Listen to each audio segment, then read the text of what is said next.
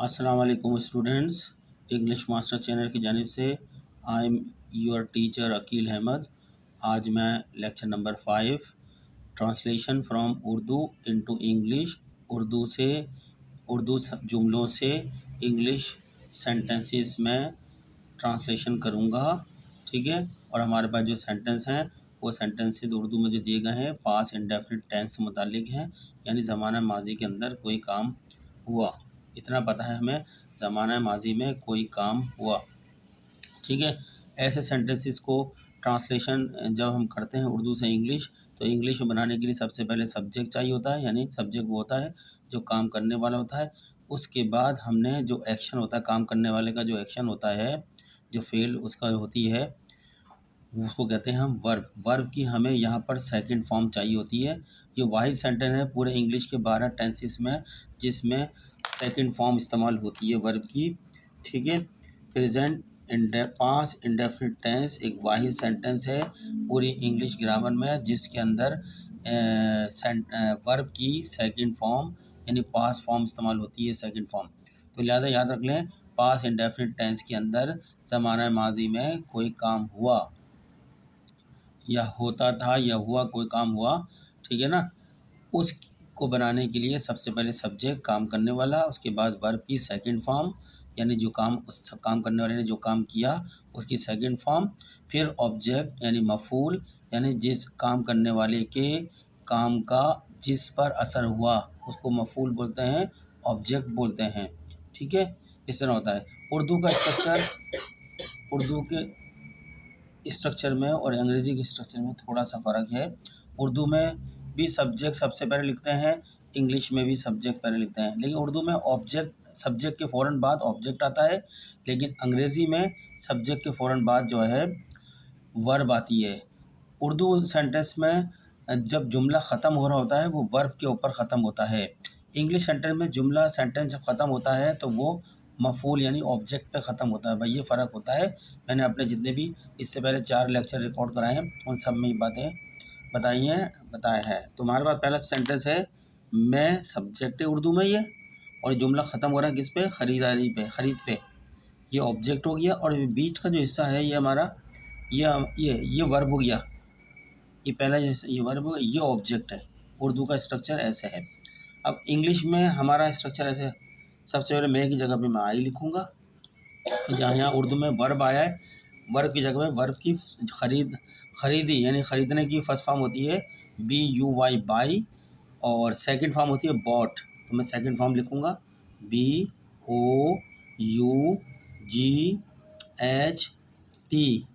I bought. क्या ख़रीदी है, एक किताब। मैंने एक किताब ख़रीदी, आ बुक। ठीक है, ये अफर्मेटिव सेंटेंस पॉजिटिव सेंटेंस बन गया। किसने, पास्ट इंडेफिनिट टेंस का अफर्मेटिव सेंटेंस भी है, पॉजिटिव सेंटेंस भी है, यानी सादा जुमले या मस्बत जुमले हैं। ना इसमें सवाल है ना इसमें इनकार है, सीधे सादा स्टेटमेंट है, लेकिन ज़माने माजी से मुताल्लिक है, सेकंड फॉर्म लगाई गई है। ठीक है, ये सब्जेक्ट है इंग्लिश का, इंग्लिश में ये सब्जेक्ट हो गया, ये वर्ब हो गई, सेकंड फॉर्म। ठीक है, और ये आपके पास हो गया ऑब्जेक्ट हो गया, मफूल जिसको उर्दू में बोलते हैं मफूल, जिस पे इसके काम करने वाले के इस काम का असर किस पे गया है, इसके ऊपर गया है। आई जो है फर्स्ट पर्सन सिंगुलर होता है, स्पीकर होता है, ये इसके काम करने का, ये इसने ये काम किया है, ख़रीदा जो ख़रीदा है। अब इसका असर पड़ा, किस चीज़ को ख़रीदा, इस चीज़ को ख़रीदा इसने, ये मफूल है, ऑब्जेक्ट है। ठीक है, हमेशा उर्दू से पहले, उर्दू में भी सब्जेक्ट पहले आता है, इंग्लिश में सब्जेक्ट पहले आता है, फिर उर्दू में ऑब्जेक्ट जो है सब्जेक्ट के फ़ौरन आता है, लेकिन सब्जेक्ट के सबसे आखिर में ऑब्जेक्ट आता है। लेकिन उर्दू में सब्जेक्ट के सबसे आखिर में जहाँ सेंटेंस ख़त्म होता है वहाँ वर्ब आती है, लेकिन इंग्लिश में सब्जेक्ट के फ़ौरन बाद वर्ब आती है। चलें, दूसरा, क्या मैंने एक किताब ख़रीदी, जब क्या करके कोई सेंटेंस आता है तो वो इंट्रोगेटिव सेंटेंस होता है। इंट्रोगेटिव सेंटेंस जो हेल्पिंग वर्ब आता, इंट्रोगेटिव सेंटेंस पास्ट इंडेफिनिट में इंट्रोगेटिव सेंटेंस के लिए एक ही हेल्पिंग वर्ब है, वो है डिड। अगर नेगेटिव करेंगे डिड नॉट हो जाएंगे, अगर क्वेश्चन करेंगे तो सब्जेक्ट से पहले डिड को लगा देंगे, ठीक है। जैसे यहाँ भी सब्जेक्ट से पहले क्या लगाया, क्या मैंने क्या को पहले लगाया, तो हम यहाँ पे मैं के साथ मैं हो कोई सा भी प्रोनाउन हो हर एक के साथ डेट आता है, तो हम डेट को, क्योंकि क्वेश्चन मार्क लगा हुआ है, सवालिया जुमला इंट्रोगेटिव सेंटेंस है, पास्ट इंडेफिनिट टेंस का इंट्रोगेटिव सेंटेंस आया है ये, तो हमको डेट क्वेश्चन करने के लिए पहले लगाएंगे डेट। फिर उसके बाद जो सब्जेक्ट है ये मैं, सब्जेक्ट आई लग गया। फिर जो ये वर्ब है आखिर में उर्दू में ख़रीदी, तो ये सेकंड फॉर्म लग गई बाई, बी वाई बाई, ख़रीदना होता है, उसके सेकंड में बॉट। अच्छा, जब भी डिड लगाएंगे, देखिए जब भी इंट्रोगेटिव करेंगे तो अब यहाँ इंट्रोगेटिव सेंटेंसेस के अंदर पास्ट इंडेफिनिट के वर्ब की फर्स्ट फॉर्म इस्तेमाल होगी, क्योंकि ये डू से डिड हो गया, ये इसको सेकंड फॉर्म में कर दिया गया है, डू की सेकंड फॉर्म डिड होती है, इसको सेकंड फॉर्म में कर दिया, तो अब ये जो मेन वर्ब है ये फर्स्ट फॉर्म में आएगी। ठीक है, तो ये बॉट की जगह फर्स्ट फॉर्म आ जाएगी बाई, खरीदना। अब बुक, हाँ ये ऑब्जेक्ट आ गया और यहाँ क्वेश्चन मार्क आ गया, क्वेश्चन मार्क ज़रूर लगाइएगा वरना इंट्रोगेटिव क्वेश्चन कैंसिल हो जाएगा। Did I by a book question mark, did I by a book question mark. चलें नेक्स्ट, यहाँ फिर क्या आ गया, क्या से मुराद, जब भी क्या का लफ्ज़ से शुरू होगा उस सेंटेंस उर्दू में वो सवाल कर रहा होगा। ये आपका प्रोनाउन है, सब्जेक्ट है, मैंने एक किताब नहीं खरीदी। यहाँ देखिए एक क्या, ये क्वेश्चन भी है और ये नेगेटिव भी होगा, नहीं से नेगेटिव हो गया, ना की तरफ चला गया। अब इस ऐसे किस्म के सेंटेंस को पास्ट इंडेफिनिट हो तो उसमें कहते हैं, कैसे कहते हैं, इंट्रोगेटिव एंड नेगेटिव सेंटेंस। इसमें दोनों चीज़ें शामिल है, इंट्रोगेशन इन क्वेश्चन भी है और इनकार भी है, नेगेटिव भी है। तो ऐसे जुमले में पहले तो हम डेट लगाएंगे, सबसे पहले क्या की जगह पे डेट लग गया। फिर सब्जेक्ट ले लेंगे, ये सब्जेक्ट आई ले लिया। अब सबके सब्जेक्ट के फ़ौरन बाद आपको ना लगाना है, नॉट। और चूंकि ये क्वेश्चन है इसलिए इसको वर्ब की फर्स्ट फॉर्म इस्तेमाल करेंगे, B U Y, buy a book, question mark लग जाएगा। देखिए ग्रामर जब भी आप तर्जुमा करेंगे बिल्कुल इसी तरीके से करेंगे तर्जुमा, वरना आपका सेंटेंस गलत हो जाएगा। आपने क्या लगा हुआ है, तो पहले पास देख लो, पहले आपने पहचान करनी है ये कौन सा टेंस है, ये पास इंडेफिनिट टेंस है, तो पास इंडेफिनिट टेंस का अगर अफर्मेटिव सेंटेंस होता है तो आपको सेकंड फॉर्म इस्तेमाल होती है। अगर आपका नेगेटिव या इंट्रोगेटिव सेंटेंस आ जाता है तो आपको फर्स्ट फॉर्म लगाना पड़ेगी, लेकिन जो है डिड का इस्तेमाल करना पड़ेगा। अगर आपका सिर्फ पूरा नेगेटिव सेंटेंस है तो फिर आपको जैसे मैं अगर बोलूँ मैंने एक किताब नहीं खरीदी, अगर मैं बोल दूँ मैंने एक किताब नहीं खरीदी, तो मुझे क्या करना पड़ेगा, आई के बाद मैंने आई के बाद डिड नॉट लगाना पड़ेगा, आई डिड नॉट, और वर्ब की सेकंड फॉर्म को फर्स्ट फॉर्म बदलना पड़ेगा, I did not by a book. ये जो डिड है ये आई से पहले, आई के बाद आ जाएगा, उसके बाद नॉट लग जाएगा, I did not by a book. अगर नेगेटिव सेंटेंस है, अगर क्वेश्चन वाला सब इंट्रोगेटिव सेंटेंस है, ये जुमला बिल्कुल सही है, इसमें नेगेटिव भी है और इंट्रोगेटिव भी है। यहाँ पे did I not by a book, did I not by a book, अगर ये खाली पूरा वो होता नेगेटिव सा क्वेश्चन नहीं होता, अगर क्या को हटा दो तो मैंने एक किताब नहीं खरीदी तो ये होता, तो फिर ये डिड जो है ये आई के बाद आया था, आई डिड नॉट आया था, I did not by a book. तो ये मैंने आपको यहीं पे ही क्लियर कर दिया ग्रामेटिकल, ये जुमले सेंटेंस का ट्रांसलेशन करते हुए ग्रामर की जो बातें हैं सेंटेंस के हवाले से, आप मेरे इस लेक्चर को बार बार देखें, आपको समझ में आ जाएगी। चलिए नेक्स्ट सेंटेंस है, वो एक दरख्त पर चढ़ा, वो एक दरख्त पर चढ़ा, क्लाइम माने, क्लाइम वर्ब है इसकी, क्लाइम CLIMB, क्लाइम माने फर्स्ट फॉर्म है, चढ़ा। ठीक है, चूँकि पॉजिटिव सेंटेंस है, अफर्मेटिव सेंटेंस है, ना इसमें सवाल है ना इनकार है, तो वर्ब की सेकंड फॉर्म आएगी चढ़ा, ये आपका वर्ब है। क्लाइम माने चढ़ना होता है, क्लाइम्ड, ये वर्ब की सेकंड फॉर्म लग जाएगी यहाँ पे। ठीक है, तो स्टूडेंट वो एक दरख्त पर चढ़ा, यह चढ़ा जो है यहाँ पर चढ़ना की सेकंड फॉर्म है, ये वर्ब की सेकंड फॉर्म है, ये आपका सब्जेक्ट है और ये आपका उर्दू में ऑब्जेक्ट है। जुमला बनाते हैं, चढ़ा माने क्लाइम होती है, वर्ब होती है, ही ये ना नेगेटिव है ना क्वेश्चन है, इसलिए सेकंड फॉर्म लगेगी ही क्लाइम, ये CLIMB क्लाइम, ये फर्स्ट फॉर्म हो गई, ED लग गया, सेकंड फॉर्म हो गई, सेकंड भी है ये, थर्ड भी है, ही क्लाइम, ही क्लाइम अप क्लाइंब अप आ एक आ ट्री, ये फुल स्टॉप। हर सेंटेंस के आखिर में जब इख्तिताम होता है फुल स्टॉप लगाते हैं। चलिए नेक्स्ट सेंटेंस की तरफ चलते हैं। ये जो हमने वो एक दरख्त पर चढ़ा, ये अफर्मेटिव सेंटेंस है, पॉजिटिव सेंटेंस है, सादा जुमला है पास के अंदर, पास इंडेफिनिट टेंस का। आगे ये क्या से जब बात आ रही है तो इंट्रोगेटिव सेंटेंस आ गया।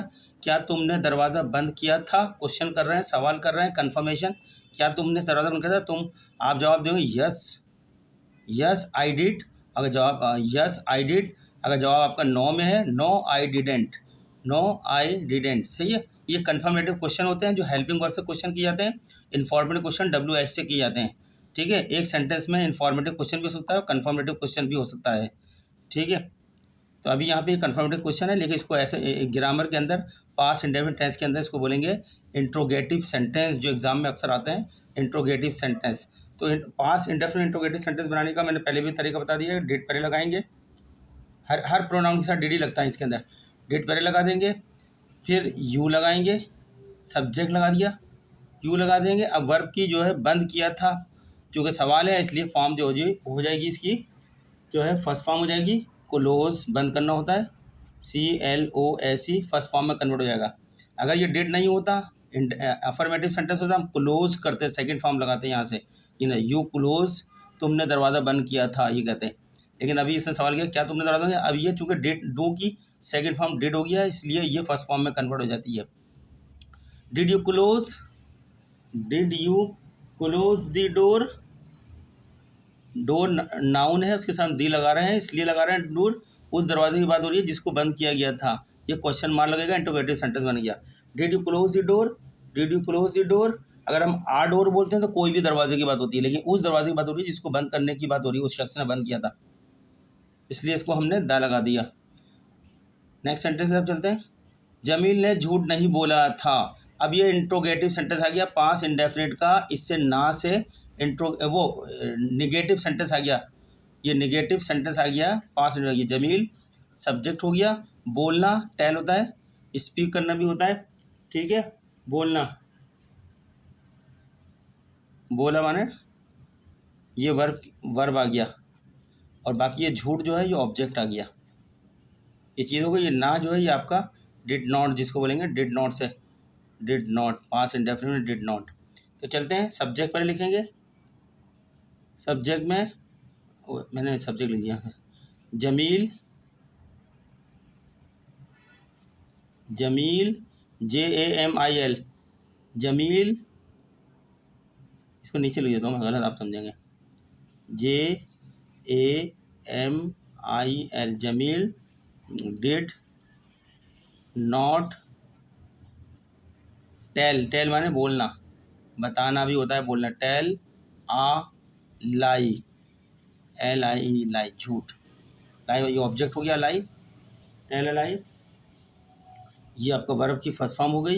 ये डिड नॉट हो गया नेगेटिव करने के लिए, और ये जमील सब्जेक्ट हो गया, ठीक है। सेंटेंस ट्रांसलेशन पूरी मैं रूल्स के हिसाब से पढ़ा रहा हूँ आपको।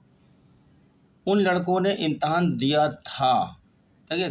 अच्छा, पास इंडेफिनिट के जुमलों की अगर उर्दू में पहचान लेंगे तो दिया था, दिया, दिया, लिया, ख़रीदा, ख़रीदा, ठीक है ना। चढ़ा, था भी आ सकता है, चढ़ा था, या बोला था, किया था, ये सब पहचान है इसके जुमलों की, जिससे पता चलता पास की बात हो रही है, ठीक। उन लड़कों ने, उन लड़कों की बात हो रही है, उन लड़कों ने, उन माने दोस्त, बहुत सारे लड़के हैं। अगर ये लड़का होता तो दिस होता, दिस बॉय, लेकिन उन लड़कों की बात हो रही है, उनमें बहुत सारे लड़के हैं, दोज बॉयज़। दोस्त जो है स्टूडेंट भी कह सकते हैं या बॉयज़ भी कह सकते हैं।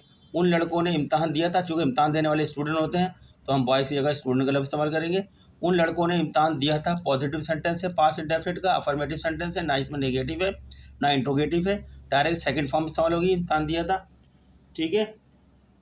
इम्तहान देने को टेक बोलते हैं, और इम्तहान लेने वाले टीचर जो होता है वो उसको गिव बोलते हैं। तो यहाँ टेक की इम्तहान दिया है इन्होंने, सेकंड फॉर्म इस्तेमाल हो जाएगी, टूक हो जाएगी। दोज, ये सब्जेक्ट हो गया आपका, दोज स्टूडेंट्स, स्टूडेंट्स, उन लड़कों ने, स्टूडेंट्स एस पे लग जाएगा। दोस्त स्टूडेंट, अब चूंकि इम्तान दिया था, जब इम्तान देते हैं तो टेक बोलते हैं इम्तान देने को, और इम्तान लेने वाला जो होता है उसको गिव बोलते हैं। तो यहाँ इम्तान दिया था तो टेक की सेकंड फॉर्म टुक हो जाएगी, टुक, टुक। और क्या चीज़ है, द एग्जामिनेशन, इम्तहान, ये ऑब्जेक्ट आ गया।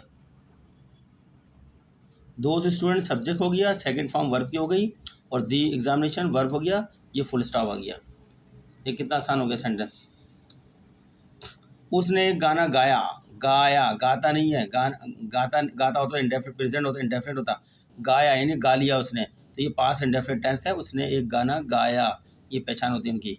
ठीक है, उसने जुमराद है। अब ये जो है आप इसको लड़की भी ले सकते हैं, लड़का भी ले सकते हैं, ही भी ले सकते हैं, शी भी ले सकते हैं, उसने गाया दोनों के लिए इस्तेमाल होता था। ठीक है, तो यहाँ हम ही ले लेते हैं, उसने, लड़के ने, ये आपका सब्जेक्ट हो गया, एक गाना ये ऑब्जेक्ट हो गया, और गाया ये आपका वर्ब हो गया सेकंड फॉर्म के साथ। सेकंड, सिंग सॉन्ग, ठीक है, सैंग, सिंग सैंग सॉन्ग, ही सेकंड फॉर्म, सिंग फर्स्ट फॉर्म होती है, सैंग सेकंड फॉर्म होती है। ही सैंग सेकंड फॉर्म लगाएंगे, sing S I N G, sing first form होती है गाना, और सेकंड फॉर्म गाया, S A N G, sang. He sang, ये सेकंड फॉर्म लगाई, सैंग क्या गाया, आ सॉन्ग, एक गाना, आ सॉन्ग गाने को बोलते हैं, ये ऑब्जेक्ट हो गया, फुल स्टॉप। आ सॉन्ग ये ऑब्जेक्ट, ये वर्ब की सेकंड फॉर्म, ये सब्जेक्ट। ठीक है, बार बार रिपीट कर रहा हूँ मैं आपको एक एक चीज़ को, ताकि आपके एक ही बार क्लियर हो जाए। इन ये जो सेंटेंस है इनको एक्टिव वाइज भी कहते हैं, क्योंकि यहाँ सब्जेक्ट डायरेक्टली काम कर रहा है, जिसमें सब्जेक्ट वर्ब के ऊपर डायरेक्ट काम करे वो एक्टिव वाइज होता है, जिसमें जो है सब्जेक्ट के ऊपर कोई काम वाक़या हो या सब्जेक्ट कोई काम ना कर रहा हो वो पैसिव वॉइस होता है। आपने मेरी तजवीज़ मंजूर ना की, नेगेटिव आ गया, ना से नेगेटिव हो गया, ये डिड नॉट हो जाएगा, डिड नॉट हो गया। मंजूर जो है ये वर्ब हो गया, ठीक है, और तजवीज़ जो है ऑब्जेक्ट हो गया, और आपने, यू का लफ्ज़ आ गया, आपने, ये सब्जेक्ट हो गया। बनाते हैं, यू डिड नॉट, पास के अंदर है चूँकि, इसलिए डिड नॉट लिया, डिड नॉट जो है, यू डिड नॉट, मंजूर को बोलना है एक्सेप्ट, नॉट एक्सेप्ट, ये वर्ब आ गया फर्स्ट फॉर्म, क्योंकि डिड नॉट, डिड की फॉर्म सेकंड फॉर्म में आ गई, डू से डिड हो गया सेकंड, तो ये एक्सेप्ट जो है ना, जब भी पास के अंदर नेगेटिव जुमला बनाए, ये क्वेश्चन बनाए डिड से, तो ये फर्स्ट फॉर्म में आ जाएगी, जहाँ डिड लगेगा वहाँ वर्ब की फर्स्ट फॉर्म आ जाएगी। You did not accept, accept my proposal, तजवीज़ को क्या बोलते हैं, प्रोपोजल, प्रोपोजल, माई तजवीज़, मेरी तजवीज़, माई प्रोपोजल, ये फुल स्टॉप जुमला हो गया। You did not accept my proposal, आपने मेरी तजवीज़ मंजूर ना की, you did not accept my proposal, आपने मेरी तजवीज़ मंजूर नहीं की या ना की, जो भी आप मैंने यहाँ चूँकि जुमले में ना लिखा था इसलिए मैंने ट्रांसलेशन, मैंने, मैंने ये सब्जेक्ट हो गया, मैंने, ठीक है, आई हो गया सब्जेक्ट, उसको फैसले से आगाह किया, ये उसको जो है आपका ऑब्जेक्ट हो गया, आगाह करना, कर दिया उसको आगाह करना, ये आपका वर्ब हो गया सेकंड फॉर्म के साथ, क्योंकि ना तो ये सवाल है ना ये जो है इनकार है, पॉजिटिव एक सादा जुमला है, अफर्मेटिव सेंटेंस है, लिहाजा सेकंड फॉर्म लगेगी। आगाह करने का मतलब है इन्फॉर्म करना। मैं से मुराद आई, सब्जेक्ट हो गया, आई मैंने क्या काम करा, इन्फॉर्म, सेकंड फॉर्म लगेगी वर्ब की, सादा जुमला है पास का, अफर्मेटिव। आई इन्फॉर्म, अगर फर्स्ट फॉर्म पास्ट प्रेजेंट होता तो फर्स्ट फॉर्म लगाते, आई इन्फॉर्म यानी मैंने उसको इन्फॉर्म आगाह कर दिया, किसी किस चीज़ से, किसको किया है, ये ऑब्जेक्ट है उसको, हिम, किस बारे में किया है, फैसले से, ठीक है, हिम, ऑफ माने के बारे में, ऑफ दी डिसीशन, डिसीजन फैसला होता है। तो स्टूडेंट्स ये हमारे सारे 10 सेंटेंसेस हमने ट्रांसलेट कर दिए जो उर्दू में दिए गए थे आपके सामने।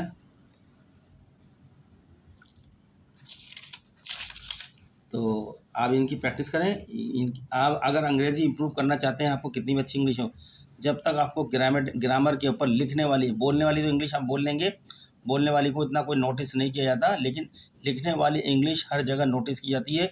आप जितने बड़े अफसर बनेंगे, जिन कैपेसिटी में आप काम कर रहे होंगे, आपका एक एक लफ्ज़ चेक किया जा रहा होगा कि इनकी कितनी इंग्लिश की सलाहियत है लिखने की। इसलिए आप छोटी छोटी ग्रामर को भी देखें, अगर आपको आती भी है तो फिर भी देखें उसको। तो जितनी मजबूत आपकी ग्रामर होगी उतनी अच्छी आप इंग्लिश ड्राफ्टिंग करेंगे। ठीक है, ये आप इन चीज़ों को याद रख लें कि आप छोटी चीज़ समझ के नज़रअंदाज नहीं करें। हर चीज़ सीखने वाली इम्पोर्टेंट होती है। अगर इंसान उसको समझे तो उससे क्या होता है, इंसान को ही फ़ायदा होता है फ्यूचर में, जब भी वो कहीं को वास्ता पड़ता है। तो ये छोटे छोटे रूल्स हैं, सब चीज़ें ये आपको आनी चाहिए। इनको एक्टिव वाइज भी कैसे हैं, क्योंकि इसमें सब्जेक्ट काम कर रहा होता है। पैसिव वाइज वो होते हैं जिसमें सब्जेक्ट पर कोई काम नहीं होता। ठीक है ना, जो ऑब्जेक्ट होता है वो सब्जेक्ट की प्लेस कर लेता है पैसिव वाइज के अंदर, और सब्जेक्ट ऑब्जेक्ट की प्लेस कर लेता है। वर्ब थर्ड फॉर्म के अंदर चला जाता है, और वर्ब से पहले कोई हेल्पिंग वर्ब ज़रूर आ जाता है। वो उसके सेंटेंस के उसके मुताबिक, टेंसेस के मुताबिक हेल्पिंग वर्ब वहाँ लगा दिया जाता है। जब हम पैसिव वाइज भी सिखाएंगे आपको, उसकी भी ट्रांसलेशन करेंगे, तो वहाँ साथ साथ बताते रहेंगे, उर्दू से इंग्लिश में, इंग्लिश से उर्दू में, डायरेक्ट इनडायरेक्ट के हमने 6 लेक्चर दिए, अभी कुछ और लेक्चर हमारे बाकी हैं, चंद रूल और बाकी रह गए, तो डायरेक्ट डायरेक्ट मुकम्मल हो जाएंगे। फिर हम पंक्चुएशन सिखाएंगे आपको, प्रीपोजिशन सिखाएंगे आपको जो है, और जिसने पार्ट्स ऑफ स्पीच को भी सिखाएंगे। काफ़ी पहले हमने लेक्चर भी डाले हैं मुख्तलिफ, लेकिन और डालेंगे पार्ट्स ऑफ स्पीच के लेक्चर। तो चलते हैं, आपसे रिक्वेस्ट करते हुए कि आप हमारे इंग्लिश मास्टर चैनल को सब्सक्राइब करें, लाइक करें, आगे दूसरों को भी शेयर करें, हमें कमेंट्स करके बताएं भी। ये हमारा लेक्चर 5 है, बहुत इंपॉर्टेंट लेक्चर है। पास के जुमले को हमको बहुत इस्तेमाल करना पड़ता है, बोलते वक्त भी हमें, लिखते वक्त भी पास इंडेफिनिट को बहुत इस्तेमाल करना पड़ता है। बहुत ज़्यादा कन्फ्यूजन हो जाती है बहुत सी जगह पर पास इंडेफिनिट और पास परफेक्ट के अंदर, बहुत कन्फ्यूजन। जब मैं बताऊँगा परफेक्ट आएगा जब बताऊँगा। तो चलते हैं, आज के लिए इतना ही काफ़ी है।